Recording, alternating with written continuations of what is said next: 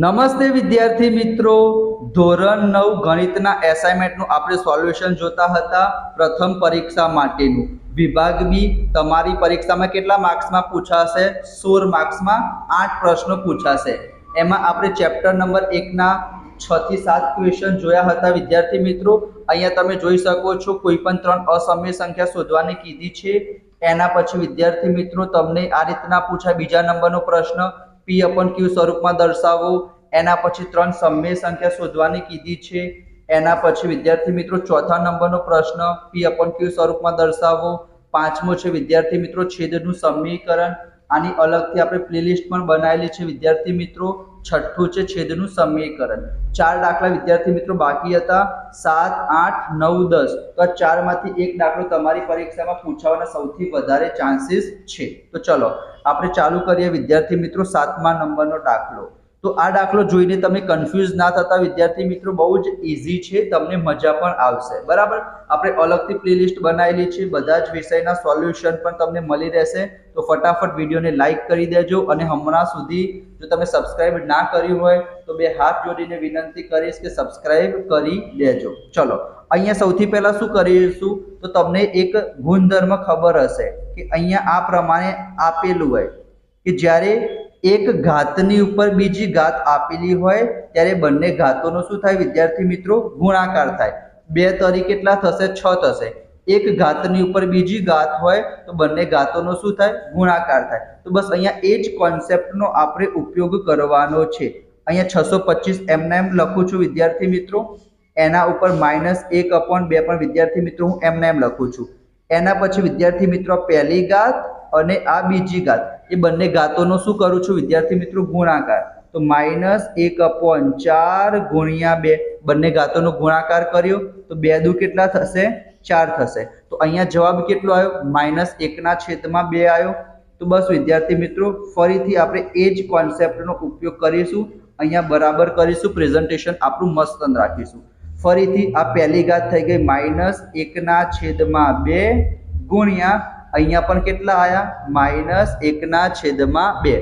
Minus minus plus થઈ જશે વિદ્યાર્થી મિત્રો અને 2 ગુણ્યા 2 કેટલા થશે? 4 થશે. તો 1/4 આવો જવાબ આવશે. 1 એકા 1 અને 2 દુ કેટલા થશે? 4 થશે. હવે વિદ્યાર્થી મિત્રો 625 ની જગ્યાએ આપણે શું લખી શકીએ? 5 ગુણ્યા 5 ગુણ્યા 5 ગુણ્યા 5. તો વિદ્યાર્થી મિત્રો જવાબ કેટલો થશે? 1/4. પાયો પાયો 25, 25 × 5 125 અને 125 ને 5 વડે ગુણાકાર કરીશું તો જવાબ કેટલો થશે? 625. તો અહીંયા વિદ્યાર્થી મિત્રો 5 ની આપણે કેટલી ઘાત લખી શકીએ? 4 ઘાત લખી શકીશું અને ઉપર 1/4 આપણે શું કરીશું? એમ ના એમ. ફરીથી આપણે એ જ કોન્સેપ્ટનો યુઝ કરીશું. ઘાતની ઉપર ઘાત હશે તો બંને ઘાતોનો શું થશે વિદ્યાર્થી મિત્રો? ગુણાકાર. તો 4 ગુણ્યા 1/4. તો 4 4 શું થઈ જશે વિદ્યાર્થી મિત્રો? કટ થઈ જશે. તો આપણો ફાઇનલ આન્સર કેટલો આવશે? 5 આવશે. એક જ કોન્સેપ્ટનો આપણે અહીંયા વિદ્યાર્થી મિત્રો યુઝ કરવાનો હતો. આપણો આન્સર કેટલો આવ્યો વિદ્યાર્થી મિત્રો? 5 આવ્યો. હવે આપણે એના પછી કયા નંબરનો પ્રશ્ન જોઈશું? 8મા નંબરનો પ્રશ્ન. એ પણ બહુ ઈઝી છે. અહીંયા આપણને શું કીધું છે? 1/27 અને એની ઘાત કેટલી આપેલી છે? -2/3 આપેલી છે. તો આપણે શું કરવાનું વિદ્યાર્થી મિત્રો? જે બહાર કોઈ પણ ઘાત આપેલી હોય ને એ અંદર જેટલા પણ સંખ્યા હોય, ઉપર હોય કે નીચે હોય, બંનેને આપણે આપવી પડે. તો આપણે જસ્ટ નોર્મલ વાત કરીએ કે એકની ગમે તેટલી ઘાત હોય, એકની 5 ઘાત હોય, એકની -10 ઘાત હોય, એકની ગમે તેટલી ઘાત હોય, ઉપર તો જવાબ હંમેશા કેટલો આવશે? 1 જ આવશે. ખબર પડી વિદ્યાર્થી મિત્રો? અને નીચે 27 ની આપણે કેટલી ઘાત કરવાની છે? 27 ની -2/3. આટલું ખબર પડી ગઈ કે જે બહારની ઘાત હતી ને એ આપણે ઉપર અને નીચે આપી દીધી. ઉપર તો આપણે 1 જ આવશે તો આપણે 1 જ લખી દઈએ વિદ્યાર્થી મિત્રો. અહીં 27 ની જગ્યાએ આપણે શું લખી શકીએ વિદ્યાર્થી મિત્રો? 3 ની 3 ઘાત લખી શકીએ ને. 3 તરી 9. અહીંયા હું તમને બતાવું. 3 તરી 9 અને 9 તરી કેટલા થશે વિદ્યાર્થી મિત્રો? 27 થશે. તો 3 ની 3 ઘાત એટલે કેટલા થશે? 27 થશે. અને ઉપર -2/3 એમના એમ આ બંનેનો ગુણાકાર થશે. અહીંયા મેં જે તમને કોન્સેપ્ટ કીધો તો એ પ્રમાણે. તો 3 3 શું થઈ જશે વિદ્યાર્થી મિત્રો? કટ થઈ જશે. તો 1/3 ની -2. આટલું ખબર પડી ગઈ ને?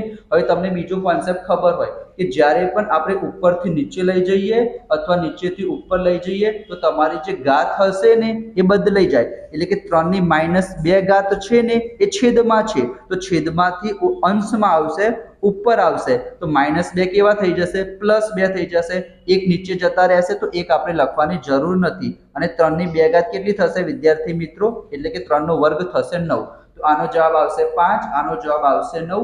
આ બે બંને મોસ્ટ ઇમ્પોર્ટન્ટ પ્રશ્ન છે, તમારી પરીક્ષામાં પૂછાઈ શકે છે, બરાબર. એના પછી આપણે જોઈએ 9મા નંબરનો પ્રશ્ન અને 10મા નંબરનો પ્રશ્ન, એ પણ બહુ સારા પ્રશ્ન છે, બહુ ઈઝી પ્રશ્ન છે. શું કીધું છે વિદ્યાર્થી મિત્રો, સરવાળો કરવાનો કીધું છે. એક અહીંયા તમને પદ આપેલું છે અને એક અહીંયા બે સંખ્યા આપેલી છે, એનો શું કરવાનો છે, સરવાળો. તો સૌથી પહેલા આપણે શું લખી દઈએ, 2 વર્ગમૂળમાં 2 પ્લસ 5 વર્ગમૂળમાં 3. આ એક સંખ્યા થઈ ગઈ અને આ કઈ સંખ્યા થઈ ગઈ વિદ્યાર્થી મિત્રો, આ બીજી સંખ્યા થઈ ગઈ. બંને સંખ્યાનો શું કરવાનો છે, સરવાળો. તો વચ્ચે આપણે કઈ નિશાની કરવાની, સરવાળાની નિશાની કરવાની. હવે શું કરવાનું, અહીંયા વર્ગમૂળમાં 2 છે, અહીંયા વર્ગમૂળમાં 2 છે, તો આ બંને સજાતીય પદ કહેવાય, તો એ બંનેને હું સાથે લખું છું કે 2 વર્ગમૂળમાં 2 પ્લસ વર્ગમૂળમાં 2. તો આ બંને સજાતીય પદને સાથે લખી દીધા. એ જ પ્રમાણે અહીંયા વર્ગમૂળમાં 3 છે, અહીંયા વર્ગમૂળમાં 3 છે, તો એ બંનેને સાથે લખીએ તો 5 વર્ગમૂળમાં 3 માઇનસ 3 વર્ગમૂળમાં 3. હવે શું કરવાનું, અહીંયા કંઈ ના હોય તો તમે 1 લખી શકો, તો 2 ને 1 કેટલા થશે, 3 થશે, અને વર્ગમૂળમાં 2 એમના એમ, બરાબર. તમે વર્ગમૂળમાં 2 કોમન કાઢીને પણ કરી શકો, 2 ને 1 3, વર્ગમૂળમાં 2 એમના એમ. અહીંયા જોવા જાઓ તો 5 માંથી 3 જશે તો કેટલા આવશે, 2 આવશે, તો 2 અને વર્ગમૂળમાં 3 વિદ્યાર્થી મિત્રો એમના એમ. તો આ થઈ ગયું વિદ્યાર્થી તમારો ફાઇનલ આન્સર. અહીંયા 3 ને 2 5 એવું ના થાય, કેમ ના થાય, કારણ કે આ બંને વિજાતીય પદ છે, અહીંયા વર્ગમૂળમાં 2 છે, અહીંયા વર્ગમૂળમાં 3 છે, એના માટે. તો 9મા નંબરનો પ્રશ્ન અને 10મા નંબરનો પ્રશ્ન તો તમને આવડતો જ હશે, આપણે 7મા 8મા ધોરણથી ભણતા આવ્યા છીએ. આ નિત્યસમ a પ્લસ b નો વર્ગ શું થશે, a square plus 2ab plus b square. આ સૂત્રનો ઉપયોગ અહીંયા આપણે કરવાનો છે, અને એવું પણ જો તમને ના આવડે તો બીજું તમને હું શોર્ટ ટ્રીક તમને કહી દઉં. શું કરવાનું, તમને 2 પદ આપેલા હશે તો સૌથી પહેલા પદનો વર્ગ કરવાનો. અહીંયા શું કરવાનું, પહેલા પદનો વર્ગ કરવાનો, પછી થોડીક જગ્યા છોડી દો અને પ્લસ કરીને બીજા પદનો વર્ગ લખી દો, બરાબર. જો તમને સૂત્ર યાદ ના હોય, આ સૂત્ર યાદ ના રાખવું હોય તો આ પ્રમાણે કરશો તો પણ ચાલશે. પહેલી જે સંખ્યા હશે એનો વર્ગ કરી દો, વચ્ચે એક પદ આપણે લખવાનું છે તો એની જગ્યા છોડી દેવાની, અહીંયા હંમેશા પ્લસ જ કરવાનું, અને જે બીજું પદ હશે, બીજી સંખ્યા હશે, એનો વર્ગ કરી દેવાનો. અહીંયા તમારે કઈ નિશાની કરવાની, જે ઉપર આપેલી હોય એ કરવાની. વચ્ચે શું લખવાનું ખબર છે, આ 1, આ 2 અને આ 3, આ 3 નો ગુણાકાર લખી દેવાનો.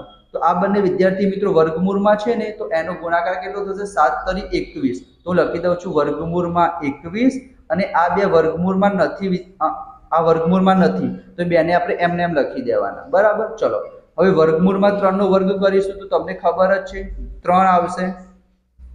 આ 2 વર્ગમૂળમાં 21 વિદ્યાર્થી મિત્રો એમના એમ, અને અહીંયા કેટલા થશે, 7 થશે. અહીંયા હવે શું કરવાનું, 7 ને 3 કેટલા થશે, 10 થશે, અને આ 2 રૂટ 21 વિદ્યાર્થી મિત્રો એમના એમ. અહીંયા 10 ને 2 12 એવું કંઈ ના કરતા, આ વિદ્યાર્થી મિત્રો વર્ગમૂળ વાળું પદ છે તો એને આપણે એમને રવા દેવાનું છે, બરાબર. તો આ થઈ ગયો વિદ્યાર્થી મિત્રો 10મા નંબરનો પ્રશ્ન. અહીંયા આપણું પ્રકરણ 1 કમ્પ્લીટ થાય છે.